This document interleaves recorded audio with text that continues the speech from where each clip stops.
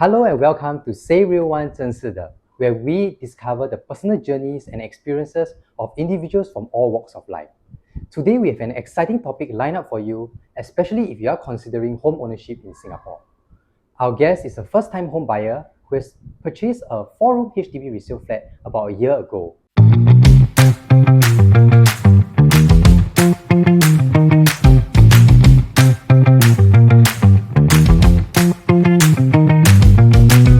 So let's welcome to the show, Jermaine. Yay! Okay, come, Jermaine. Let's Yes. start with the beginning of your journey. So, what motivated you and your partner to begin searching for your first home, and why do you choose to buy a resale flat? Okay, so I think for me and my partner, we are both at the right stage of life and we want to settle down. Okay. So we're looking for a home, but a home that is not too big, but not too small. Not I too think small. just nice for our daily living and our hosting of parties. Okay. Yeah. So, why do you choose to buy a resale flat over a BTO flat?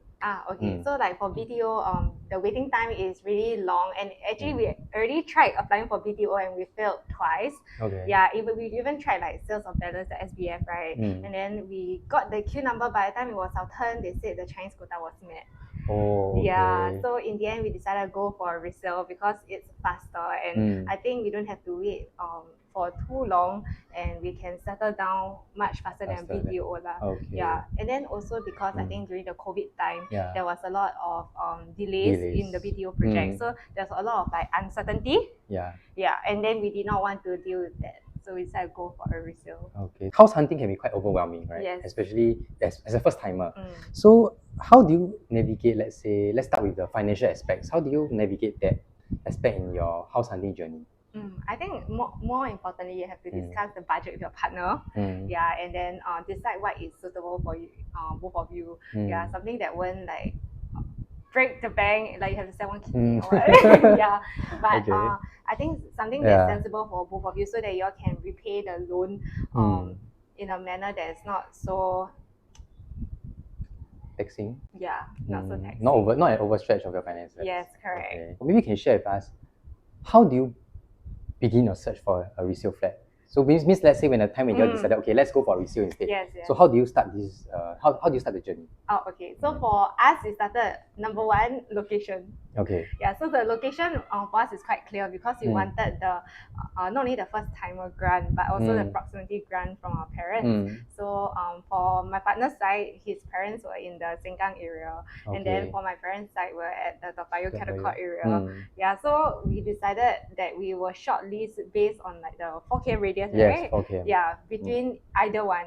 Okay. Yeah, so we did not keep our we did not limit ourselves to just the areas that the parents were staying, but like for the, so I think like for example Toa Payoh, the 4 km can be quite far, like Farrer Park. Oh, okay. Yeah. So yeah, we were looking around that area, and then we also the second thing is the lease left. Oh, okay. Yeah, so we wanted something that is fairly new. Yeah, fairly young. Okay. Yeah, fairly young. And then because we are afraid, like in terms of renovation, right? Then if we get something that is much older, the renovation will be quite an overhaul. Yes. Yeah, and then the piping, the sewage system, etc. Yeah. Okay. And then what other criteria or considerations that you all had when you're, other than location? Location, the lease, and number 3, the layout. Oh, okay. Yeah, the layout. So I think I was quite clear that I prefer certain layouts, like in terms of like the corridors. Yeah, I didn't want something that was along the corridor. Yeah, like a lot of people will walk past. Yeah, so like the flow of people. Yeah, I wanted something like like there's more privacy. Yeah. Okay. And then what else? The size of the house. Yeah, whether it's like 4-room or 5-room. So initially at the start when we were searching, we were not able to decide whether we want a 4-room or 5-room because we're thinking, in future if we do start a family, then of course 5-room would be better. I think you have to shift. Yeah, but then at the same time we look at the market trend, and it seems that 4 rooms are more highest demand there. Yeah, higher demand, and it's easier to sell. Yeah. So y'all were already planning of exit before y'all entered lah. Kind of. Yeah, like we knew that our first purchase will not be our forever home. Yeah, which is also why we did not put in exorbitant amount into reno. Okay. Then now you mentioned that you all had like certain neighborhoods or estates that you all were exploring first, right? Yeah. So, how do you all narrow down in the end? Oh, in the end, I guess the first one is price. Yeah, because I think at the central area it's more expensive, and the houses there were going for quite a crazy price. Like for example, if you look at Toa Payoh Lorong 1 area where Crimea is, right? They were asking price for the 4 room back then at that time was already from 990 for a 4th floor. 990K for 4 room. Yes. And then imagine that is from, right? So I think we find that that's not really a wise move, because you add a bit more, then you can get a small size condo already. So, plus reno. I mean, you definitely have to reno, right? Yeah. And then after that, we look at the Sengkang Punggol side, and then we also feel that the estate is very young, and in terms of development, it has more development compared to the central area. Yeah, so we see the potential in the future development, and the fact that there are many, like the IT hub that's coming up here, and then the universities. Yes. Yeah, so we feel that there's a lot of potential. When purchasing your first home for this home, right?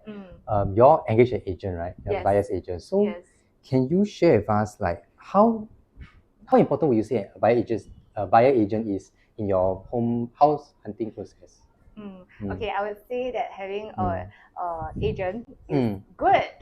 I think it really helps in the processes and procedures, because for both me and my partner, we are very busy with our daily life, and we're not that kind who will go and scrutinize a lot. So I think it helps to have a second pair of eyes to help us look through. And then in terms of, I think, admin processes, I think the agent helps to like narrow down what you need to do, and I think in terms of timeline, right, it's also set out quite clearly. So there are certain things that you need to achieve, you need to submit, and then having an agent makes it much easier.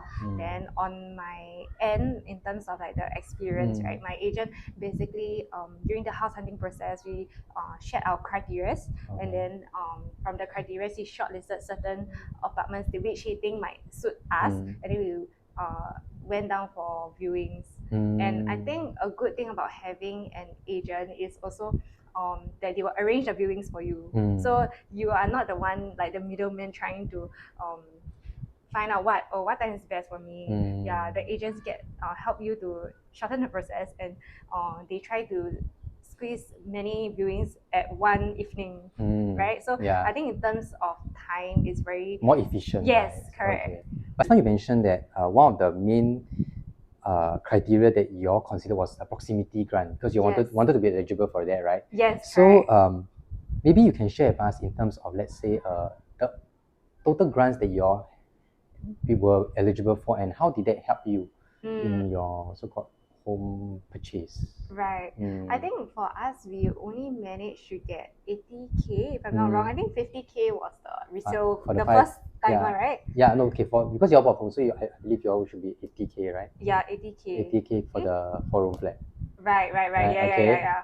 And then I think the proximity is it 20 or 30? 20 is when you are staying near your parents, but when you stay with is 30. Yes, correct. So I guess we got 100. Okay. Yeah. And then I think how it helped us, I think in terms of like down payment, right, you don't have to put in so much. Yeah. And then I think when we really look at the price, I think it's comparable to the BTO. Yeah. After you minus off the grant. Yeah. Even upfront, I guess you don't have to pay so much, which I think is helpful, because for us, we were also planning a wedding at the same time. So I guess it kind of help us to like manage the funds. Okay. So after you all so-called selected the flat that you all wanted, right? So let's talk now about renovation process and journey. Okay, so how do you prepare for the renovation process, and what were your priorities that you have in designing your new home? Okay, wow, that's a loaded question. Okay, priorities when designing a home. Okay, first and foremost, I got an ID. Okay. To help me design my place, to give me a visual understanding of how it's going to be like. I wanted an ID who is able to give me ideas on top of what I already have in mind. Because I think if you do like ID shopping around, many of them will tell you like, oh, what do you want? What do you want? Then if I already know what I want, then why do I need an ID, right? So I was looking for somebody who could value add to the current ideas that I have, and then at the same time, how in terms of communication, I think communication is a big factor for me. How speedy they are in replying, how reliable they are when there are problems that occur, and how long do they get back to you? Because I ever heard of that IDs who MIA. Let's say after you sign the contract, they MIA, or the service wasn't on par from the first time they meet you. And then I think priorities is also pricing, because I know certain studios, they have a minimum spend.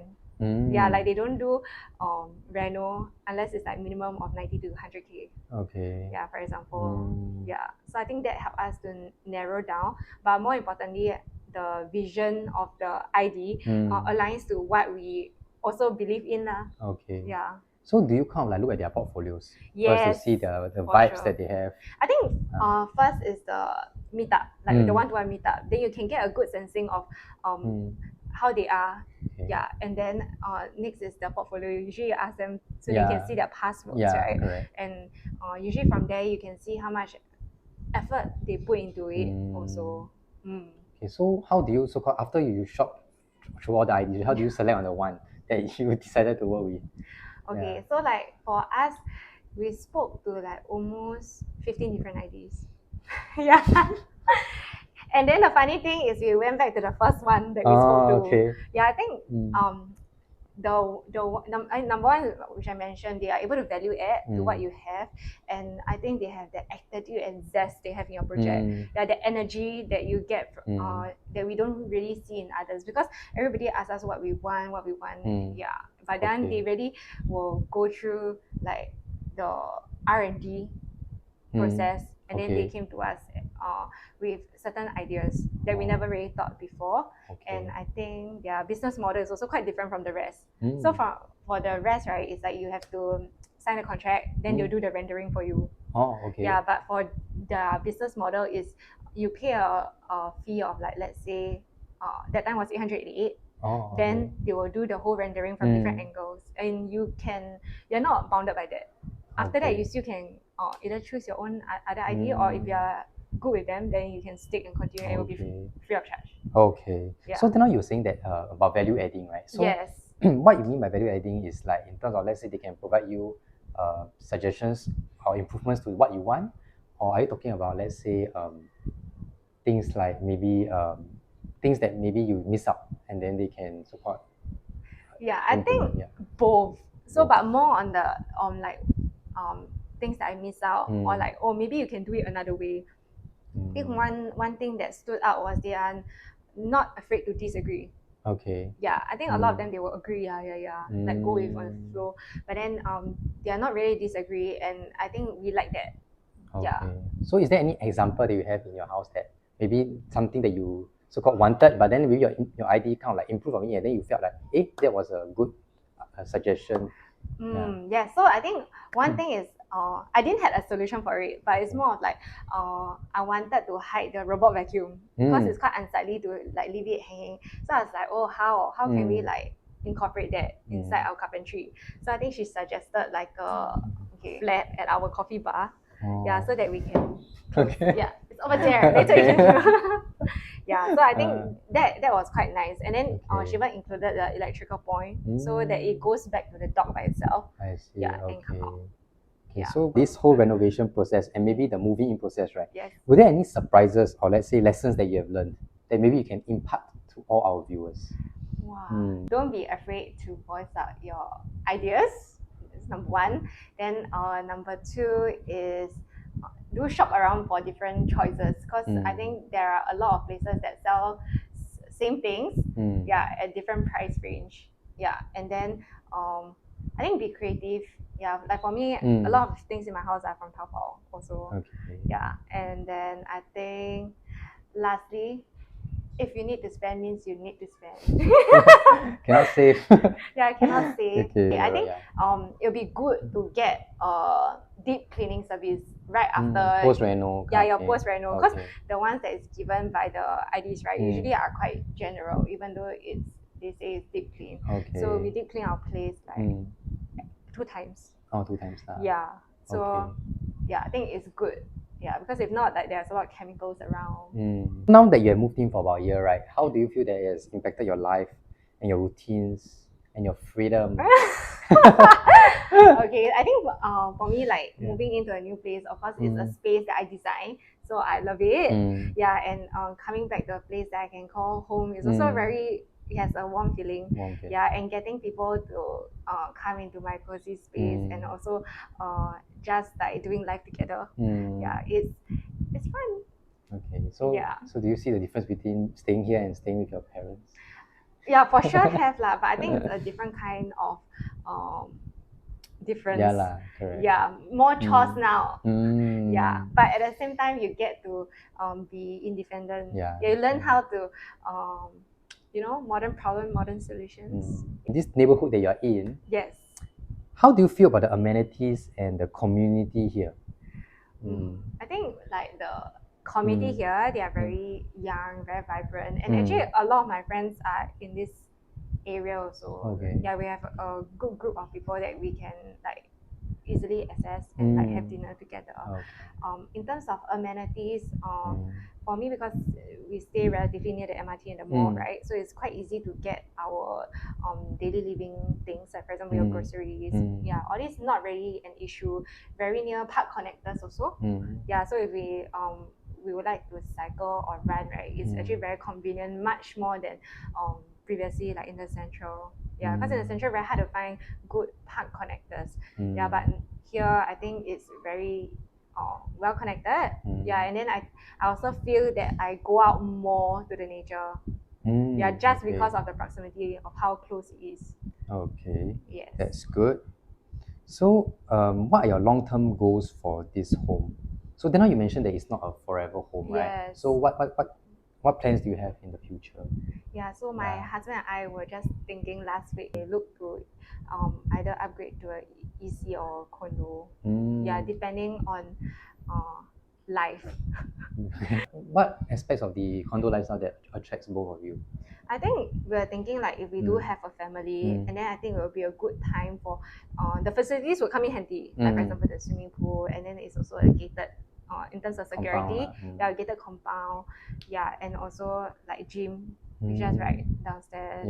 Yeah, and if you want to hold family functions, yeah, it's much easily accessible. Okay. Yeah, I think mainly that, and then also in terms of investment wise, right? Yeah, if we're looking at, depends on whether it's a freehold or leasehold. Yeah, so we haven't really concluded yet, so it's a work in progress, the thoughts. Yeah. Okay. Who knows, maybe we might shift to just a bigger HDB or what. Yeah. Maybe you can just share with us like what advice will you give to other young couples in Singapore who are just starting out their search for a resale HDB flat, and maybe some advice that you'll give in general to first-time home buyers in Singapore. Yeah.